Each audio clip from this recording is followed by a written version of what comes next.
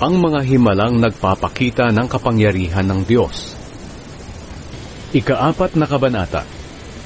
Nagtanong si Moises, "Paano po kung hindi maniwala sa akin ang mga Israelita o makinig sa sasabihin ko? Baka sabihin nila na hindi kayo nagpakita sa akin." Sinabi sa kanya ng Panginoon, "Ano iyang hawak mo?" Sumagot si Moises, "Baston po." Sinabi ng Panginoon, "Ihagis mo sa lupa." Kaya inihagis ni Moises ang baston at naging ahas ito. Natakot si Moises, kaya napatakbo siya. Sinabi sa kanya ng Panginoon, "Hulihin mo ito sa buntot." Kaya hinuli ito ni Moises at muling naging baston. Sinabi ng Panginoon, "Gawin mo ang himalang ito para maniwala sila na ako ang Panginoon, ang Diyos ng mga ninuno nilang sina Abraham, Isaac at Jacob ay nagpakita sa iyo." Sinabi pa ng Panginoon, "Ilagay mo ang kamay mo sa loob ng damit mo." Sinunod ito ni Moises, at nang ilabas niya ang kanyang kamay, namuti ito, dahil tinubuan ng isang malubhang sakit sa balat. Sinabi ng Panginoon, "Muli mong ilagay ang kamay mo sa loob ng iyong damit." Sinunod ito ni Moises, at nang ilabas niya ito, maayos na muli ito, katulad ng ibang bahagi ng kanyang katawan. Pagkatapos sinabi ng Panginoon, "Kung hindi sila maniwala sa unang himala, sa ikalaway maniniwala na sila. Pero kung hindi pa rin sila maniwala sa iyo pagkatapos ng 2 himala, kumuha ka ng tubig sa ilog ng Nilo, at ibuhos mo ito sa tuyong lupa, at magiging dugo ito." Sinabi ni Moises, "Panginoon, hindi po ako magaling magsalita. Mula pa man noon, hirap na ako sa pagsasalita. Kahit na ngayong nakikipag-usap kayo sa akin, pautal-utal ako kapag nagsasalita." Sinabi sa kanya ng Panginoon, "Sino ba ang gumawa ng bibig ng tao? Sino ba ang may kakayahang gawing bingi o pipi? Sino ba ang nagdidesisyon na makakita o mabulag siya?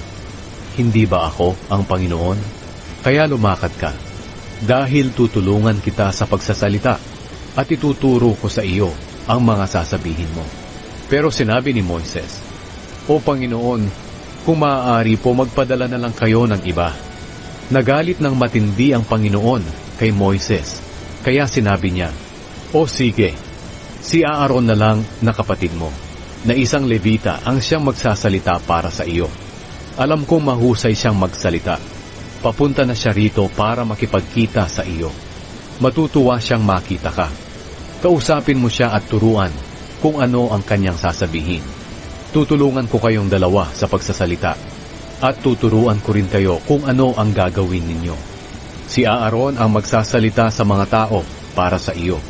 Turuan mo siya ng mga sasabihin niya na parang ikaw ang Diyos. Dalhin mo ang baston mo, para sa pamamagitan nito ay makagawa ka ng mga himala." Bumalik si Moises sa Ehipto. Bumalik si Moises sa biyenan niyang si Jethro at sinabi sa kanya, "Payagan po ninyo akong bumalik sa mga kababayan ko sa Ehipto para tingnan kung buhay pa sila." Sinabi ni Jethro, "Sige, maging maayos sana ang paglalakbay mo."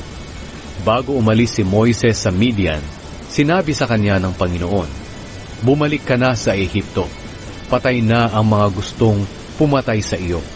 Kaya kinuha ni Moises ang asawa niya at mga anak na lalaki, at pinasakay sa asno at bumalik sa Ehipto. Dinala rin niya ang baston na ipinapadala sa kanya ng Panginoon. Sinabi ng Panginoon kay Moises, "Pagdating mo sa Ehipto, gawin mo sa harapan ng Faraon ang lahat ng himalang ipinapagawa ko sa iyo. Binigyan kita ng kapangyarihang gawin iyan, pero patitigasin ko ang puso ng hari para hindi niya payagang umalis ang mga Israelita. Pagkatapos sabihin mo sa kanya, sinabi ng Panginoon na itinuturing ko ang Israel na panganay kong anak na lalaki. Kaya iniuutos ko sa iyo na payagan mo silang umalis para makasamba sa akin, pero hindi ka pumayag. Kaya papatayin ko ang panganay mong anak na lalaki." Nang naglalakbay na sina Moises at ang kanyang pamilya, nagpahinga sila sa isang bahay pahingahan.